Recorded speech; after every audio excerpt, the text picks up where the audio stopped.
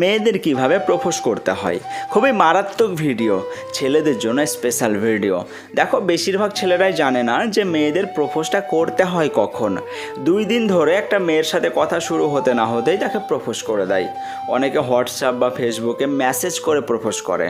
অনেকে এই জন্য প্রপোজ করে যে বলে তো দেখি, হ্যাঁ বললেও ভালো, না বললেও ঠিক আছে। অনেকে আবার প্রপোজ করতেই পারে না, মনে মনে প্রচুর ভালোবাসে মেয়েটাকে, কিন্তু আবার সে প্রপোজ করতে ভয় পায় যদি মেয়েটা না বলে দেয় তাহলে। অনেকে তো আবার নিজে প্রপোজ করতেই পারে না, সে আবার কি করে, বন্ধুকে দিয়ে বলায় যে আমার কথাটা তুই ওকে গিয়ে জানা যে আমি ওকে ভালোবাসি। দেখো, মেয়েদের জীবনে প্রপোজাল পাওয়ার যে মুহূর্তটা না, সেটা খুবই স্পেশাল হয়ে থাকে। মেয়েরা মনে মনে ভেবে থাকে যে তার জীবনে যে রাজকুমারটা আসবে সে তাকে ভালোবাসার প্রস্তাব এমন করে দিক যাতে সে সেটা মনে রাখার মতো হয়। আর তোমরা কি করছো, ফেসবুক বা হোয়াটসঅ্যাপে বা বন্ধুদের দ্বারাই তুমি তাকে প্রপোজ করছো। এটা কোন ধরনের তালিকা? এটা প্রপোজ করার কোনো সিস্টেমই না। তুমি যদি এভাবে তাকে প্রপোজ করো তাহলে যে ভালোবাসার রোমান্টিকনেস না, সেটা তো থাকবে না। সে রোমান্টিকনেসটা তোর পাবে না। তুমি এভাবে প্রপোজ করলে মেয়েটা তোর মজাই পাবে না। আর তোমরা শুধু কি বলো, তোমরা বলো যে আমি মেয়ে পটাতে পারছি না কেন, মেয়েরা আমার প্রপোজাল অ্যাকসেপ্ট কেন করছে না। কিভাবে করবে, কিভাবে করবে? তুমি তো প্রপোজই ঠিকমতো করতে পারছো না। দেখো, প্রায় 90% মেয়েরাই কিন্তু তুমি যদি এইভাবে প্রপোজ করো না তাহলে কিন্তু অ্যাকসেপ্ট করবে না, আমি তোমাকে গ্যারেন্টি দিলাম। তো এবার প্রশ্ন হচ্ছে যে তাহলে প্রপোজটা করব কিভাবে? দেখো, প্রপোজ করার জন্য তোমাকে একটা প্ল্যান করতে হবে, একটা সার্কেল করতে হবে, একটা সিস্টেম বানাতে হবে এবং সেই সিস্টেমটাকে তোমাকে মানতে হবে। মেয়েটাকে কখন, কিভাবে, কি বলে, কি নিয়ে গিয়ে প্রপোজ করতে হবে, এই সিস্টেমটাকে তোমাকে কিন্তু বানাতে হবে। প্রথম পয়েন্ট, শর্তাবলী। দেখো, প্রপোজ তোমাকে মেয়েটার সামনে থেকেই চোখে চোখ রেখেই করতে হবে। হাঁটু গেড়ে বসে বা মেয়েটার হাত ধরেই তোমাকে করতে হবে। যতই তোমার লজ্জা করুক না কেন, এইরকমভাবেই করতে হবে। তোমাকে রোমান্টিক হতে হবে প্রপোজ করার মুহূর্তে, মুখে মৃদু হাসি রাখতে হবে, মনে প্রচুর সাহস রাখতে হবে, কনফিডেন্ট রাখতে হবে। লজ্জা আর ভয় একদমই কিন্তু করা যাবে না। কোনোভাবেই যেন মেয়েটা বুঝতে না পারে যে তুমি লজ্জা পাচ্ছ বা ভয় পাচ্ছ। তাহলে তোমার প্রপোজাল কিন্তু রিজেক্ট করতে না মেয়েটা 2 মিনিটও সময় নেবে না। তোমার প্রপোজকে কিন্তু সে অ্যাকসেপ্ট কখনোই করবে না। কারণ প্রত্যেকটা মেয়ে চায় তার যে বয়ফ্রেন্ড হবে সে হবে খুবই ডেয়ারি ম্যান, খুবই সাহসী, আর যার সাথে থেকে সে নিজেকে খুবই সাহসী মনে করবে, নিজেকে খুশি মনে করবে, নিজেকে স্যাটিসফাই মনে করবে বা সন্তুষ্ট মনে করবে। আর তুমি যদি ভয় পাও সেই মুহূর্তে, তাহলে সে সেইটাকে দেখে সঙ্গে সঙ্গে ডিসাইড করে নেবে যে তুমি তাকে কখনোই স্যাটিসফাই করতে পারবে না এবং তাকে কমফর্ট ফিলও কখনো করাতে পারবে না। তাই সে কিন্তু সেই মুহূর্তে তোমাকে ছেড়ে ওখান থেকে চলে যাবে। দ্বিতীয় পয়েন্ট, গিফট বা উপহার। দেখো, তুমি যখন মেয়েটাকে প্রপোজ করতে যাবে তখন তুমি খুব ছোট বা একটা সিম্পল একটা গিফট নিয়ে যেতে হবে। বেশি দামি বা খুব বড় গিফট কিন্তু ভুল করেও নিয়ে যাওয়া যাবে না। কারণ যখনই তুমি বড় বা বেশি দামি গিফট নিয়ে তার সামনে যাবে না, তখন কিন্তু সে মেয়েটা অটোমেটিকলি কিন্তু একটা কথা ভাবতে থাকবে যে তুমি তাকে প্রপোজ করতে যাওনি, তুমি তাকে কিনতে গেছো। দেখো, তুমি ভাববে হয়তো যে তুমি তাকে প্রচণ্ড খুশি করবে, কিন্তু যে সে আরও অখুশি হয়ে যাবে সেটা তুমি বুঝতেও পারবে না।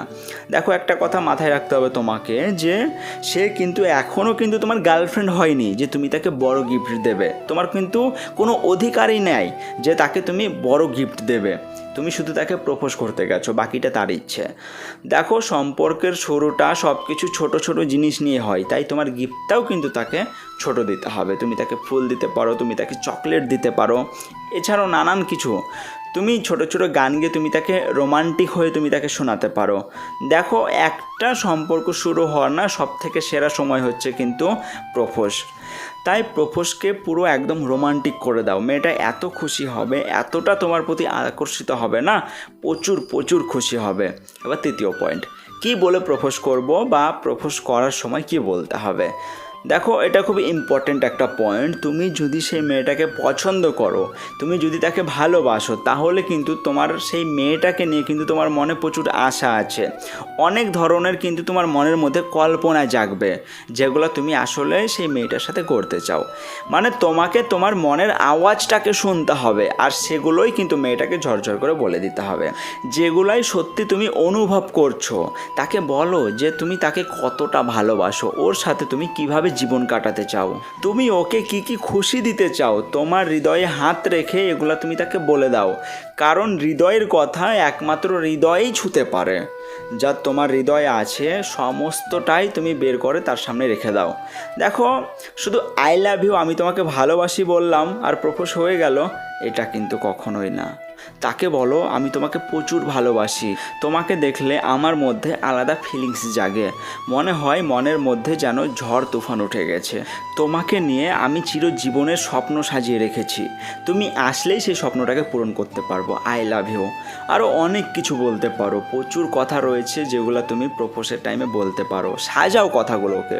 লাস্ট পয়েন্ট, দেখো অনেক সময় কি হয়, মেয়েটা তোমাকে পছন্দ করে, তোমার দিকে তাকায়, তোমাকে দেখে হাসে, সবই করে, কিন্তু তুমিও জানো যে মেয়েটা তোমাকে ভালোবাসে, কিন্তু তুমি প্রপোজ করছো আর সে তোমাকে না বলে দিচ্ছে। মানে মেয়েটা দেখতে চাইছে যে তোমার রিয়াকশানটা কি হয়, আসলে তুমি কেমন করো, তুমি কি রেগে যাও, নাকি তুমি তাকে ছেড়ে চলে যাও, না তুমি একটা ভালো মানুষের মতো তার সাথেই তুমি দাঁড়িয়ে থাকো।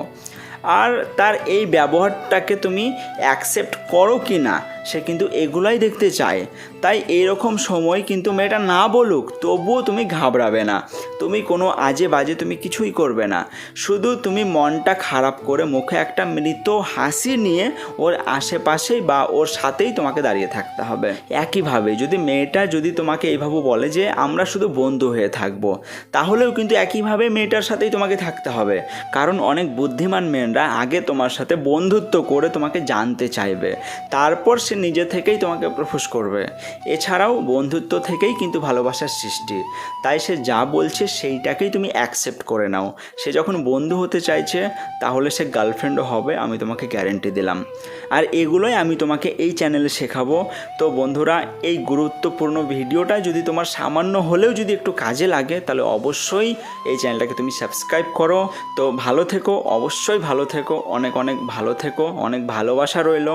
অবশ্যই একটা সুন্দর মেয়ে পাও জীবনে, যে মেয়েটাকে নিয়ে তোমার জীবনটা একদম পুরো মাধুর্যতে ভরে যায়। বাই।